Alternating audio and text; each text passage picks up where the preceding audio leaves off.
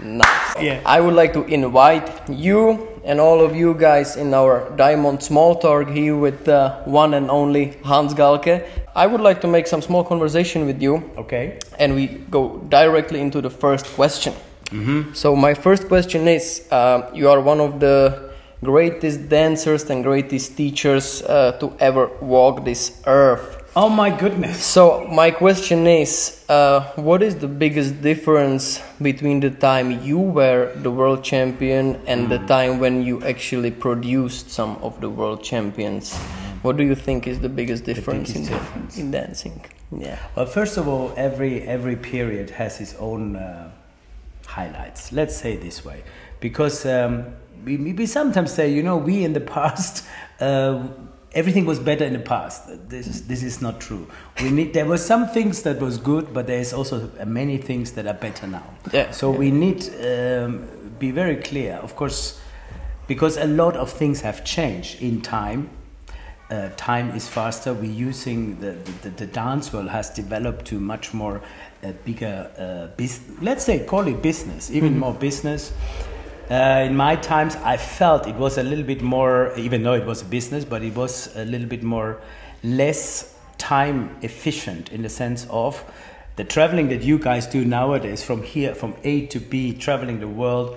We didn't have that. We had travels, but not at that amount. So for sure, the offer of competitions nowadays is a lot more extreme. You guys sometimes feel, I think the younger generation is now under time pressure a lot, hunting from one comp to the next to fulfill. And that I felt we at our times was better. Okay. We had important competitions and we were also working for comps, but there was a breathing time and a working time between, because there was less competitions. That was more important. And I feel this target in the moment is difficult for couples. Okay. Because they don't know exactly when it's time to develop and when it's time to compete. And when I feel always the time struggle. Yeah. So time is faster. The world seems to be running faster. Oh, yeah. And yeah, especially after COVID, right? When everything is getting back. Well, I think it goes like even faster than before. I do feel it. You feel that as well? Yeah. I feel that too. Yeah? But maybe it's just because we used to do nothing so. And now suddenly we got used to this. I do feel we had more time, and then maybe at that time we also were practicing more with ourselves, and for that reason I feel we were developing all a little bit more stronger individual. And that is something I felt was a little bit better at my time. Not saying better dancers, because the skills of dancing, I think, is better now. The skills of the quality of choreography, the quality of movement, and all that. I think it is actually better than it used to be in my time, I feel. Okay. But the communication, what people say with their movement, I think was better at the time. Yeah. In terms of you being world champion, like especially the couple, and for example now we have Petar with Zia. Where do you think is the difference, or is there some difference? Like if we really put it like this. Well, they're champions in their own rights.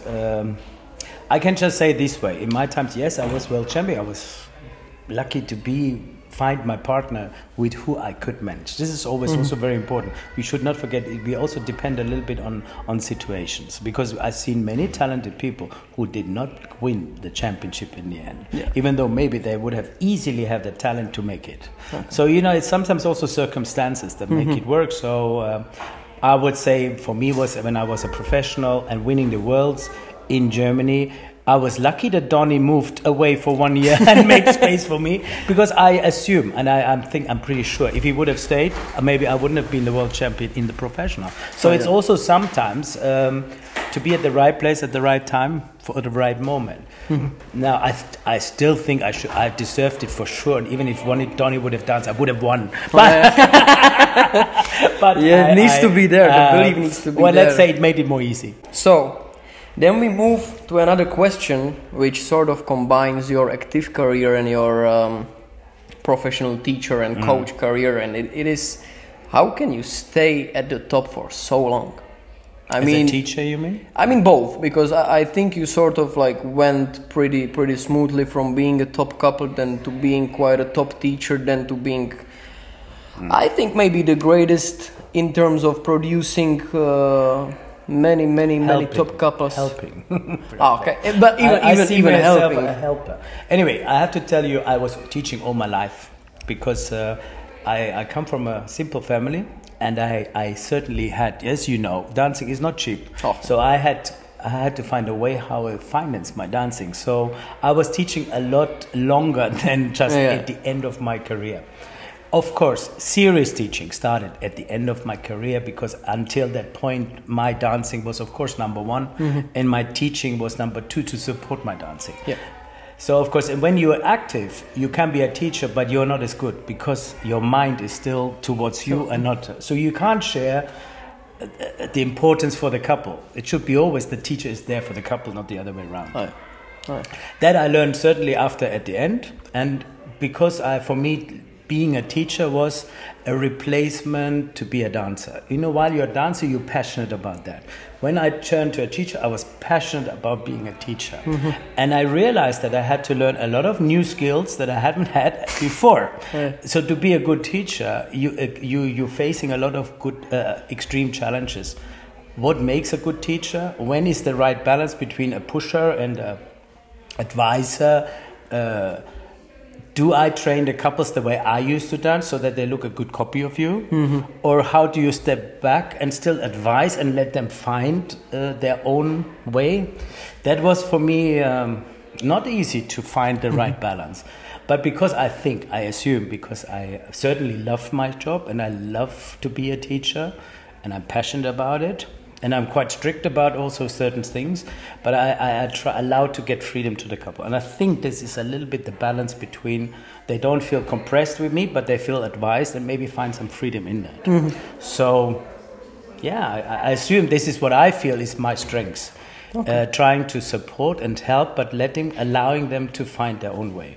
Because in the end, when I've had a few couples, none of them look the same. And that is what I'm quite proud of. Yeah. Okay. Because in the beginning, I did the mistake myself. You know, while you're not knowing, you say, okay, you don't explain it because what you feel you sometimes can't say. Yeah. Then I had to learn to express my feeling in words, what they understand, without making it me, making them. Because my first couple was a perfect copy of me. Not particularly best. See, that's the difference. And then I realized, I'm doing something wrong here. This is not in the interest of them. Yes, and then, learning by doing and accepting to make mistakes. And this is the same as a dancer. You need to make mistakes, not being afraid of making mistakes, but you need to learn out of them. And then you can make it work. You know? Okay, perfect. Yeah. So we move to the next question. And that is, it actually... Maybe you already answered it, so you just tell me if you already did or if you feel like you have something else to say. And as I said, if you are or you are a teacher for quite a long period, you are very successful in it, and you also work with a lot of different generations in terms of from juveniles, juniors till seniors.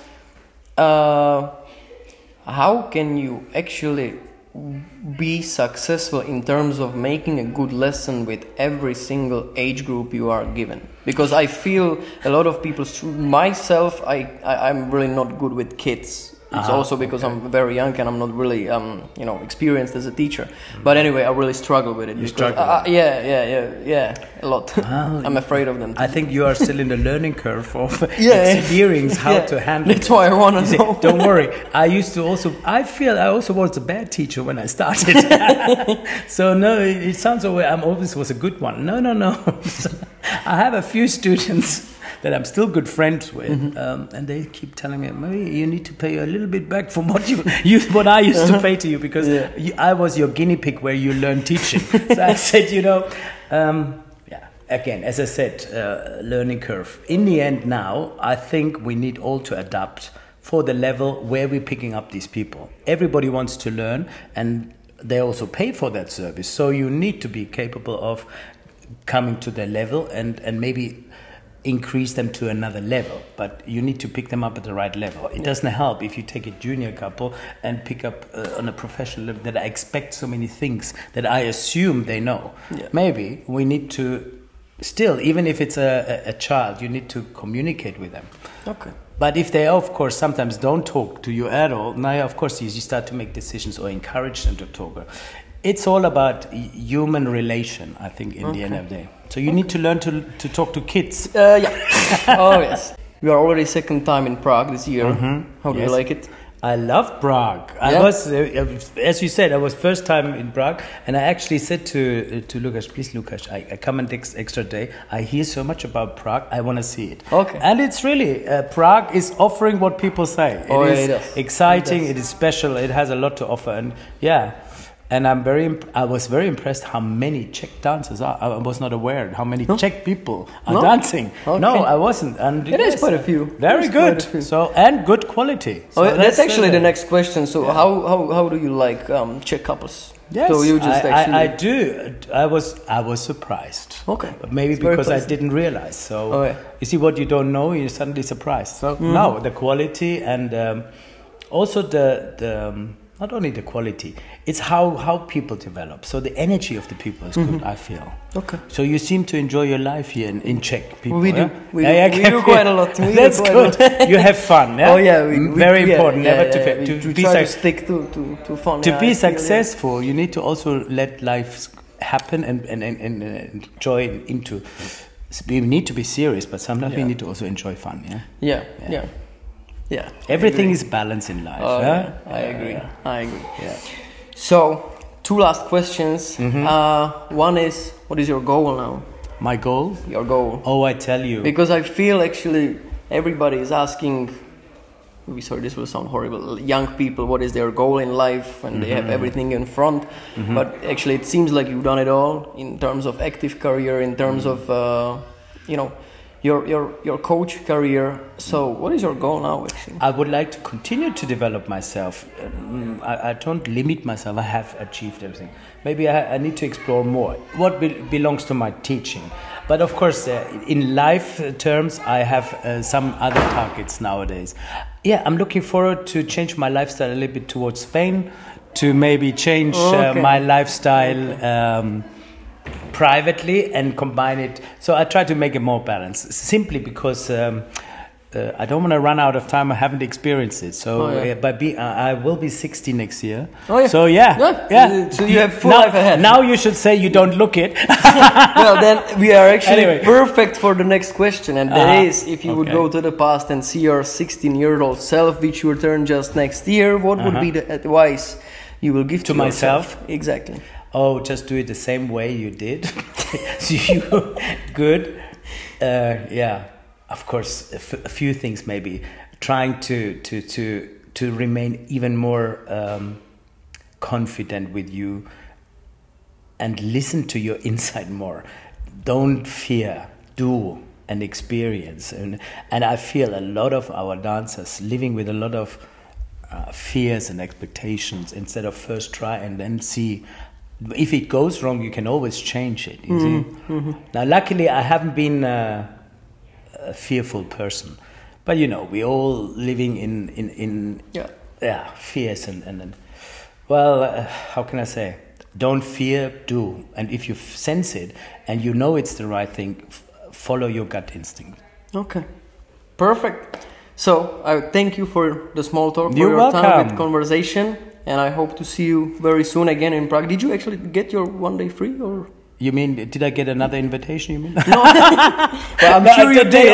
You did. I got it last time. This year, time. No, it's not true. We were on the first time when I arrived, I did a little lesson and we had a nice dinner in Center. So I relived Prague. Okay, cool. So, all right. Thank you again. Thank you. I hope you enjoy the rest of your day. And I will. See you soon somewhere and hopefully here. Absolutely. Perfect. Thank you. Thank you. Bye. Bye.